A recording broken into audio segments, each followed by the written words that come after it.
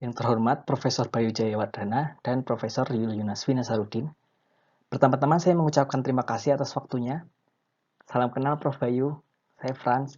Di sini mewakili tim untuk tugas akhir bersama Ina akan menyampaikan laporan kemajuan sekaligus pertanyaan terkait proyek identifikasi sistem oksidasi beta pada mencit. Secara garis besar, presentasi ini dapat dibagi menjadi 3 bagian. Bagian pertama menjelaskan secara singkat mengenai apa saja yang telah kami kerjakan. Bagian kedua bisa dibilang ini adalah alasan utama saya membuat presentasi. Merupakan proses saya mencoba merumuskan ulang terkait tujuan dan batasan masalah dari tugas akhir ini. Selanjutnya, semua pertanyaan dirangkum untuk disampaikan pada bagian ketiga. Di sini saya telah membuat timeline singkat berupa beberapa tanggal penting dalam pengerjaan tugas akhir kami selama ini. Pada tanggal 22 Oktober 2019, itu adalah awal kami mengambil topik ini. Dilanjutkan dengan menyusun proposal TA dan studi literatur. Memasuki tahun 2020, pada bulan Januari kami menemukan metode Cindy dan implisit Cindy. Selanjutnya kami mengusahakan untuk menguji algoritma implisit Cindy dengan generated data dari model. Namun sempat bermasalah dengan model MATLAB yang kemudian saya memintanya dari Prof. Bayu. Pada tanggal 17 Maret, Prof. Bayu mengirimkan model MATLAB dan referensi untuk studi SMC. Selanjutnya kami bagi tugas Pak. Ina melanjutkan untuk mengembangkan implisit Cindy, sementara saya mencoba eksplorasi metode SMC. Untuk bagian pertama dari presentasi, saya akan jelaskan singkat mengenai apa saja yang telah kami kerjakan. Baik, jadi di awal tawaran topik tugas akhir, di sini disebutkan akan menggunakan lasso. Jadi untuk metodenya, kami mulai mencari dari regresi lasso. Ternyata ini adalah pendekatan sistem identification dengan sparse approximation and compressed sensing, dengan metode-metode yang sempat ditemukan antara lain PCA, Principal Component Analysis, SVD, Singular Value Decomposition, dan akhirnya yang kami rasa paling relevan itu adalah Sparse Identification of Nonlinear Dynamics atau SINDY. Gambar ini merupakan toy system, yaitu Lorentz Attractor.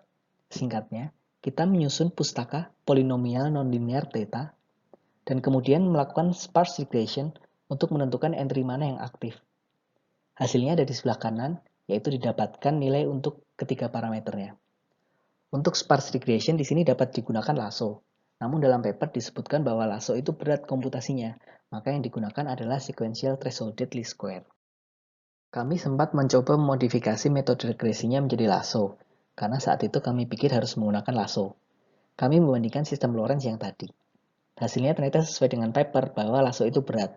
Menggunakan sequential thresholded least square hanya memakan kurang dari 1 menit, sementara lasso perlu sekitar 5 jam.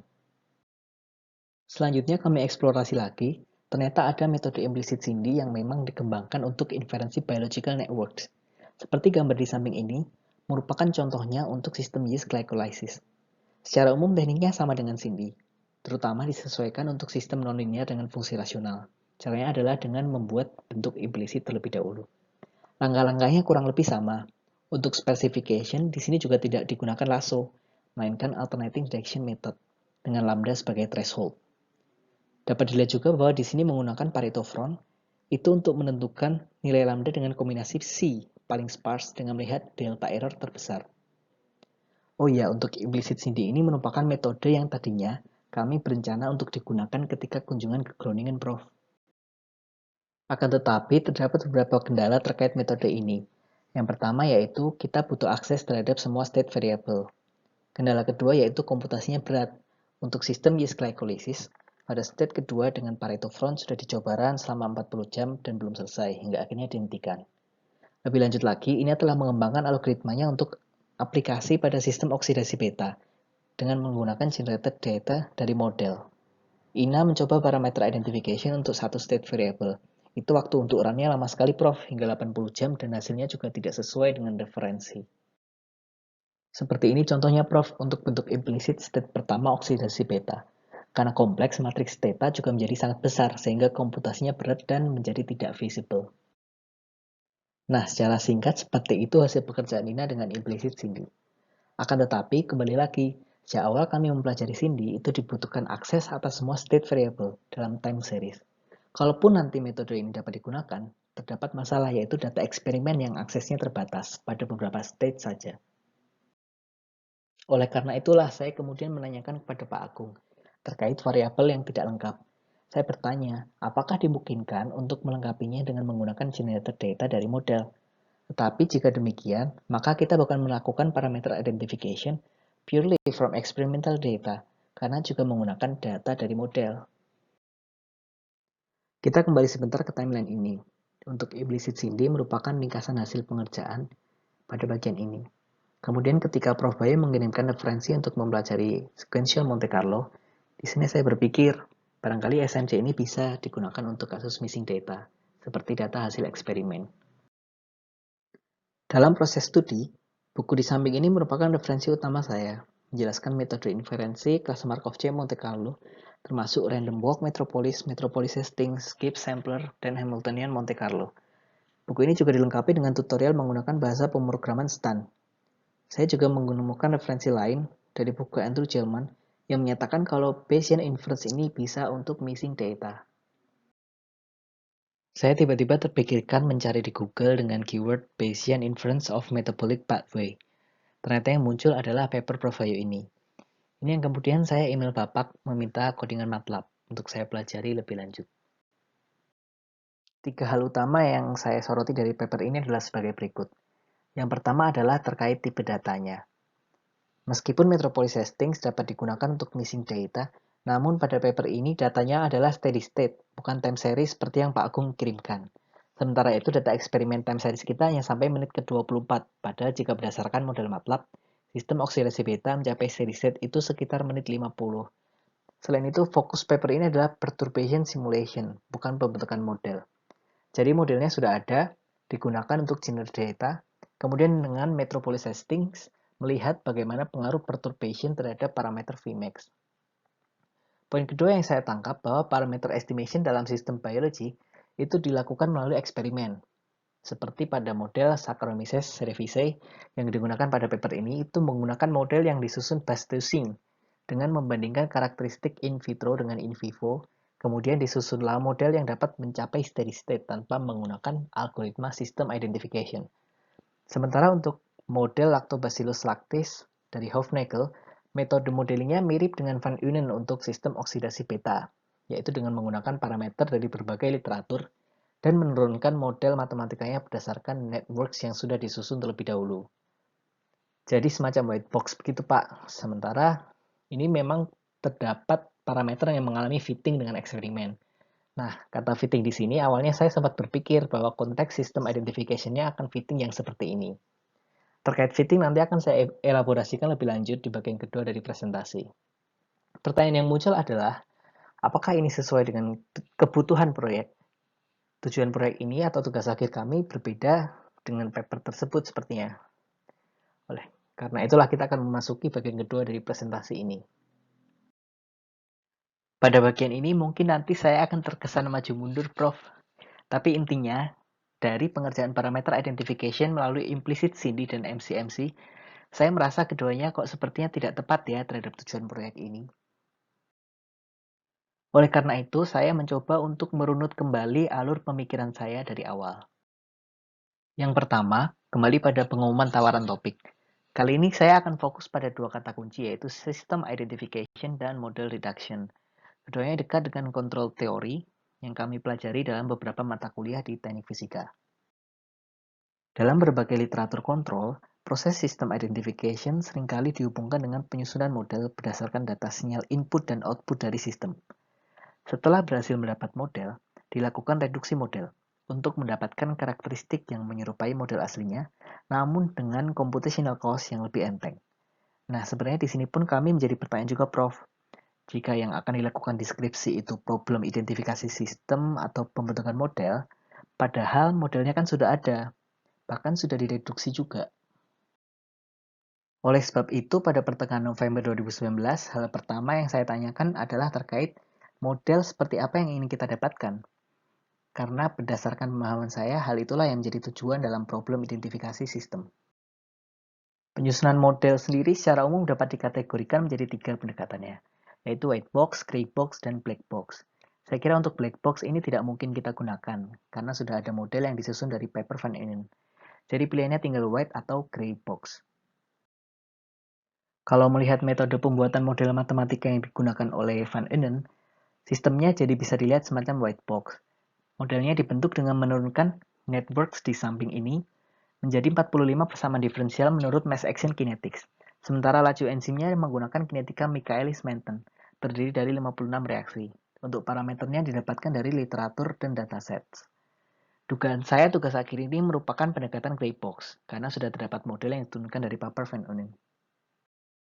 Apabila menggunakan pendekatan gray box, pertanyaan yang muncul adalah parameter apa yang ingin kita ketahui? Dan dalam korespondensi dengan Pak Agung ini, disebutkan bahwa rencananya parameter yang ingin disesuaikan memang akan dibicarakan ketika kami melakukan kunjungan. Hal-hal itu tadi adalah terkait dengan pembentukan model. Untuk poin kedua yang saya beri garis bawah di sini yaitu terkait data fitting.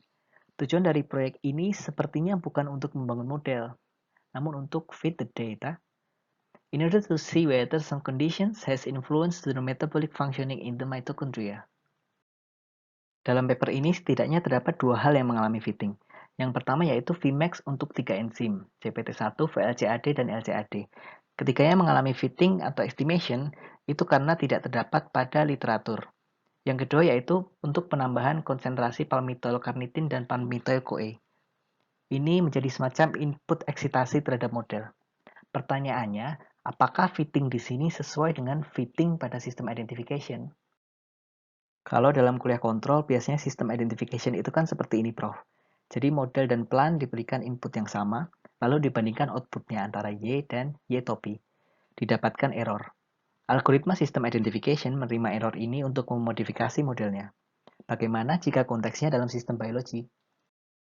Saya kemudian mencoba mencari tahu bagaimana cara menentukan parameter seperti Vmax dan konstanta K dalam sistem biologi. Secara garis besar, ternyata caranya adalah dengan metode numerik, yaitu integral dan diferensial dengan boundary condition. Tapi kemudian saya pikir, kalau memang data fitting itu seperti ini, lebih pas kalau dikerjakan oleh anak biologi, bukan oleh teknik fisika. Terkait fitting, istilah lain yang sering berhubungan adalah validasi model. Pada paper ini dibandingkan lagi output model dengan output eksperimen.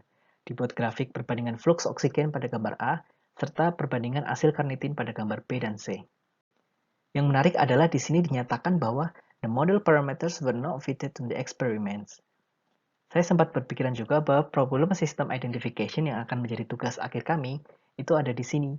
Jadi melihat error antara eksperimen dengan model, lalu akan mengubah parameter tertentu dari model.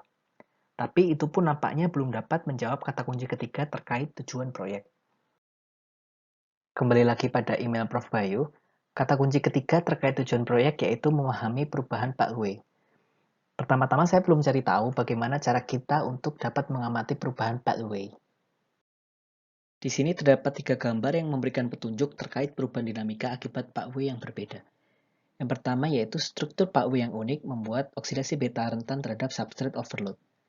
Dapat dilihat pada gambar A, yaitu garis biru model standar, ketika palmitoyl-CoA bertambah, yang terjadi adalah steady state fluxnya menurun secara tiba-tiba.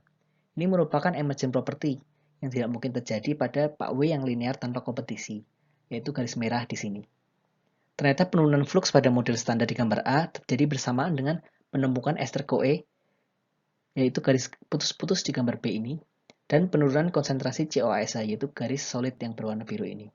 Hal ini tidak terjadi pada model yang tanpa kompetisi, yaitu COASA-nya tetap dan ester COA tidak menumpuk. Untuk melihat mana di antara kedua hal tersebut yang berperan terhadap penurunan flux, dibuat juga model dengan COASA yang konsentrasinya dibuat melanggar moietic conservation, yaitu garis yang berwarna hijau. Meskipun COA ester yang meningkat tajam di sini, namun ternyata di sini masih dapat mencapai steady state flux sampai saturasi. Berarti penurunan flux pada model standar itu disebabkan oleh penurunan konsentrasi COASA, bukan karena penumpukan COA ester. Terkait penurunan COASA ditunjukkan lebih lanjut pada gambar C. Dengan sensitivity analysis didapati bahwa CPT1 dan enzim MSCHAD itu paling berperan dalam konsentrasi COASA. Maka terlihat bahwa yang solid itu model standar, lalu untuk yang garis putus-putus pendek itu model dengan CPT1-nya dihambat, ternyata masih terjadi flux drop, lalu untuk yang garis putus-putus panjang itu adalah MSCHAD yang dimodifikasi, dan ternyata masih dapat mencapai saturasi. Pada slide sebelumnya telah kita lihat mengenai pathway dengan dan tanpa kompetisi. Yang saya tangkap, pathway itu adalah semacam panah-panah yang digambar ini. Untuk yang sebelah kiri ini adalah model standar dengan kompetisi, sementara untuk yang sebelah kanan merupakan model yang disusun sedemikian rupa untuk memastikan bahwa presentase untuk masing-masing enzim yang didedikasikan terhadap panjang rantai karbon tertentu. Kita kembali lagi pada slide ini. Terlepas dari bagaimana pembentukan modelnya, saya lebih tertarik dengan bagaimana jika dibalik. Jadi kita berangkat dari data hasil pengukuran dan ingin mengamati perubahan pathway. Bagaimana itu caranya? Pelajaran yang saya tangkap adalah, barangkali pathway di sini itu bisa dianalisis dengan melihat perubahan konsentrasi COASH dan penumbukan ester. Jadi prosesnya dibalik. Kita melihat perubahan konsentrasinya dulu, baru dianalisis dari situ, pathway apa saja yang berubah. Untuk perangkum, sebenarnya informasi yang saya coba kumpulkan itu adalah ingin menjawab bagaimana cara kita mengaplikasikan sistem identification pada systems biology. Biologist menggunakan eksperimen untuk melakukan structural modeling seperti gambar di sebelah kiri. Kalau menurut saya ya ini bisa dibilang pendekatan white box. Kemudian computational biologist menurunkan model matematikanya berdasarkan network tersebut seperti gambar yang di sebelah kanan ini. Jadi seperti itu Prof. Terdapat semacam knowledge gap antara sistem identification yang kami pahami dalam konteks sinyal dan kontrol dengan sistem biologi, dalam hal ini yaitu oksidasi beta pada mencit. Dan bagaimana hal ini dapat menjawab kebutuhan proyek. Yang pertama dalam pembentukan modelnya, biologist menggunakan structural modeling, membuat networks, lalu diturunkan ke dalam persamaan diferensial, yang parameternya didapatkan dari literatur. Literaturnya sendiri merupakan karya kumulatif dari beragam eksperimen. Jika melihat dengan kacamata sistem identification dan menganggap modelnya sebagai gray box, menjadi tidak bisa juga karena parameter fitting dalam bidang biologi, seperti yang telah dilihat tadi, itu menggunakan metode komputasi numerik biasa, bukan algoritma sistem identification. Apalagi seperti implicit Cindy dan MCMC, rasanya menjadi tidak relevan untuk digunakan jika tujuannya ingin mengamati perubahan pathway. Terkait pathway, yang dapat saya simpulkan adalah, sepertinya ini bisa kita amati perubahannya jika kita mengetahui bagaimana dinamika dari COASH dan COA ester. Berdasarkan pengetahuan tersebut, saya mencoba membuat tebakan atau interpretasi mengenai peran yang dapat kami berikan terhadap proyek ini dari segi keilmuan teknik fisika. Yang pertama, kita memiliki adalah model white box yang dapat digunakan untuk generate data. Yang kedua, kita memiliki data eksperimen konsentrasi beberapa metabolit. Dari situ, saya menarik kesimpulan bahwa barangkali kita dapat mengamati yang disebut dengan perubahan pathway itu dengan melakukan set estimation. Inferensi yang dilakukan lebih ke berusaha untuk estimasi intermediate metabolites yang tidak dapat diamati dari eksperimen. Interpretasi saya terkait output yang diharapkan dari data eksperimen adalah kita bisa membuat berbagai grafik untuk COA ester sebagai intermediate metabolites. Masing-masing nanti akan berbeda dinamikanya untuk setiap grup kondisi mencit. Dengan hasil estimasi ini, nantinya para ahli biologi dapat melakukan analisis terkait perubahan pathway dalam berbagai grup mencit yang telah dikondisikan. Jika interpretasi saya tepat, maka metode nonlinear state estimation seperti particle filter atau unscented Kalman filter dapat digunakan. Untuk saat ini saya belum mendalami algoritmanya, Prof. Prioritas saya adalah untuk memastikan terlebih dulu arah penelitiannya. Rencananya nanti setelah selesai menyusun video ini, baru saya akan coba mengembangkan algoritmanya. Selanjutnya kita akan memasuki bagian ketiga dari presentasi ini, yaitu berbagai pertanyaan. Terutama pada bagian ini saya mengharapkan kesediaan Prof. Bayu untuk menanggapi. Secara umum terdapat dua pertanyaan besar ini. Yang pertama, bagaimana cara kita mengamati perubahan pathway melalui sistem identification? Ini terkait dengan tujuan besar dari proyek, dan di mana posisi sistem identification untuk membantu menjawab permasalahan tersebut. Pertanyaan kedua adalah terkait tugas akhir atau skripsi kami. Bagaimana kira-kira rumusan masalah yang tepat? Peran apa yang dapat kami berikan untuk menunjang proyek ini supaya tidak terlalu luas dan masih sesuai dengan keilmuan teknik fisika? Berikut merupakan rincian pertanyaan yang terkait dengan progres yang telah kami kerjakan. Yang pertama, apakah arah penelitian kami sudah benar terkait parameter identification? Lalu jika benar, apa saja parameter yang ingin diidentifikasi dan apa saja yang fix? Pertanyaan ketiga, bagaimana parameter identification dapat menjawab tujuan proyek yang terkait dengan mengamati perubahan pathway? Lalu terakhir mohon tanggapannya juga Prof terkait metode yang telah kami pelajari. Barangkali Prof Bayu memiliki saran metode mana yang sebaiknya digunakan. Selanjutnya terkait interpretasi saya terhadap kontribusi penelitian yang mengarah ke state estimation. Yang pertama, apakah state estimation memungkinkan, mengingat jumlah data kita yang relatif terbatas dibandingkan jumlah total state variable. Yang kedua yaitu, bagaimana kondisi awal yang akan diberikan pada model. Hal ini perlu disesuaikan dengan perancangan eksperimen yang datanya telah kita dapatkan. Terkait perancangan eksperimen juga, tentang eksitasi input apakah ada, seperti palmityl-CoA dan palmityl-carnitine dalam Van Unen. Lalu pertanyaan terakhir, untuk generate data, apakah menggunakan reduced model atau full model? Apakah bisa kita menggunakan reduced model, terutama untuk dapat mengamati karakteristik yang bisa jadi malah terdapatnya di variabel yang tereduksi.